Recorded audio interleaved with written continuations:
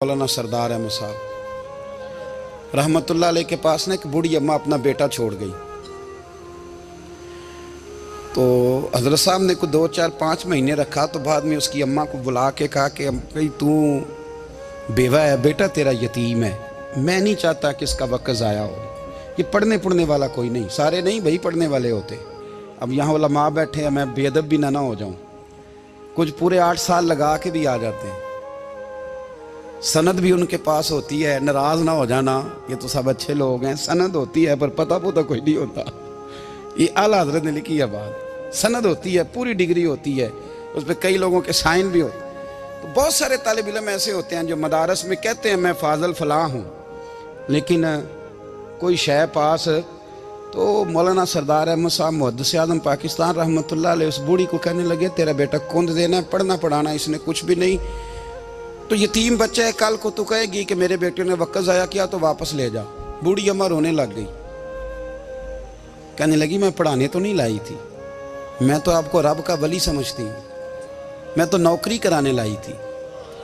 नौकरी हजरत अनस बिन मालिक कहते हैं मेरी अम्मा भी हुजूर की बारगाह में दे गई थी। हुजूर की बारगाह में ये नहीं कहा था कि या रसूलल्लाह पढ़ा दें, हाँ हाँ मैं जिम्मेदारी से बात कर रहा हूँ। ये नहीं कहा था हुजूर मुजाहिद बना दें, ये थोड़ी कहा था कि या रसूल अल्लाह सल्लल्लाहु तआला अलैहि वसल्लम से मुफस्सिर मुहद्दिस मुहक्किक मुफ्ती बना दें। हजरत अनस की अम्मा कह गई थी सोनिया जब तक ये रहेगा ना आपकी नौकरी करेगा, ये घर के काम काज करेगा, ड्यूटी करेगा, हुजूर ये आपकी नौकरी करेगा। तो मेरे महबूब ने फिर दुआ कर दी, अल्लाह इसे बरकत अता फरमा। तुम समझता है खिदमत वाला खाली रह जाता है? जितना जायका खिदमत वाले को मिलता है, जो उसके नसीब में आता है, वो किसी का नसीब कहां भाई। हजरत अनस कहते हैं हुजूर ने दुआ कर दी बरकत की।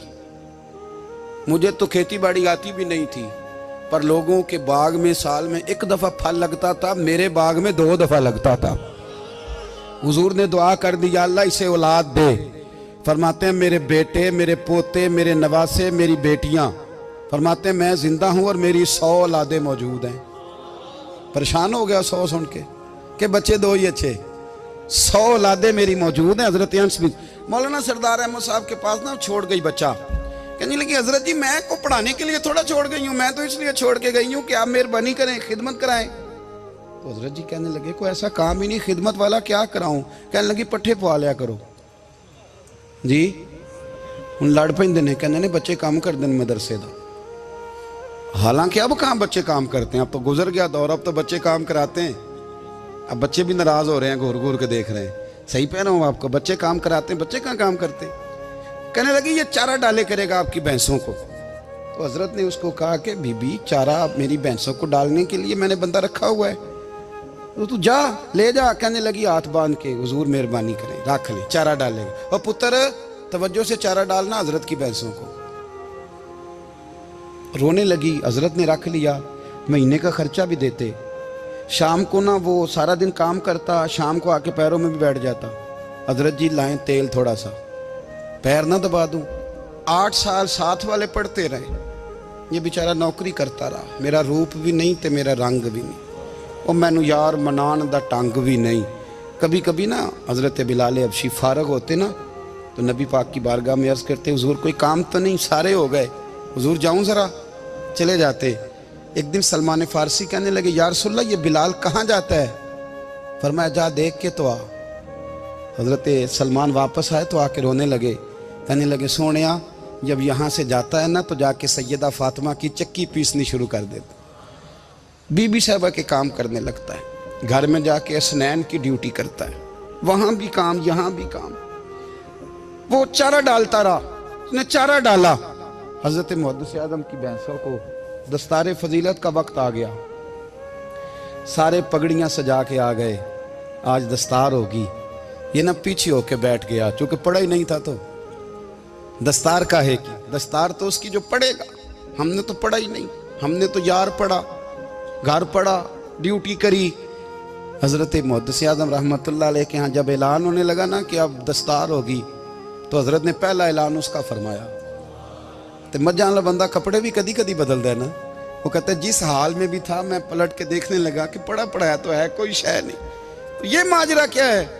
पीछे से उठ के आए, तो कहते हैं बाकियों की दस्तार किसी आलिम ने की, किसी सूफी ने की, लेकिन ये भैंसों को चारा डालने वाला जब आया तो मुहद्दिस आदम ने फरमाया पगड़ी के बाल को कोई हाथ ना लगाए, ये सारी दस्तार मैंने करनी है।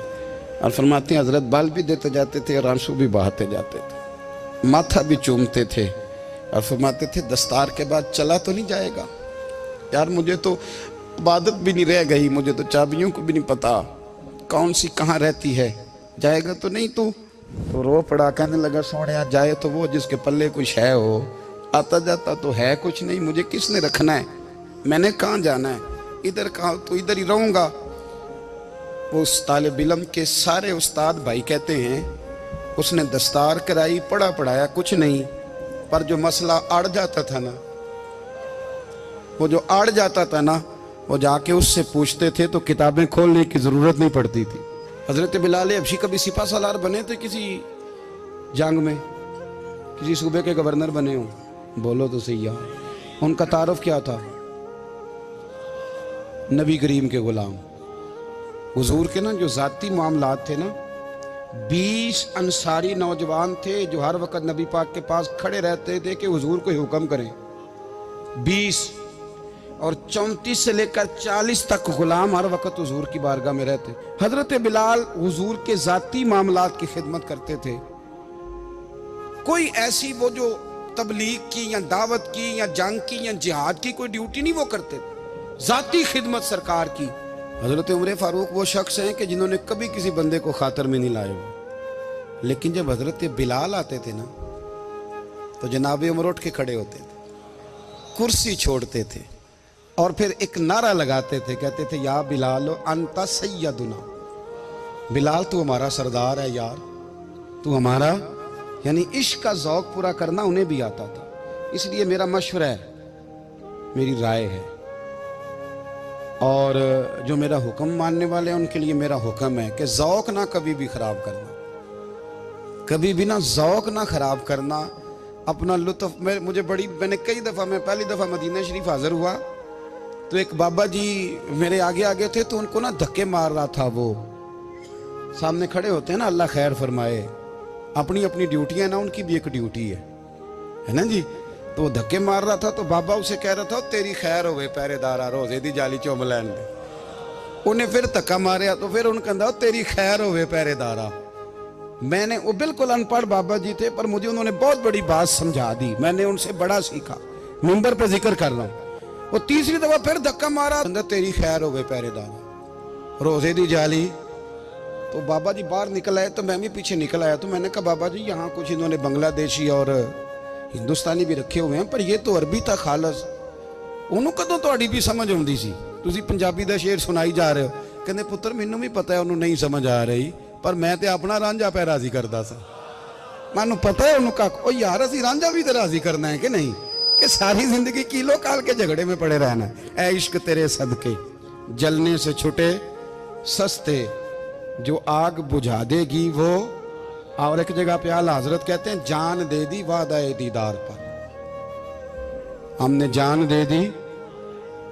खाली उसने वादा किया था कि आऊंगा, आया नहीं था, पर जान हमने पहले दे दी।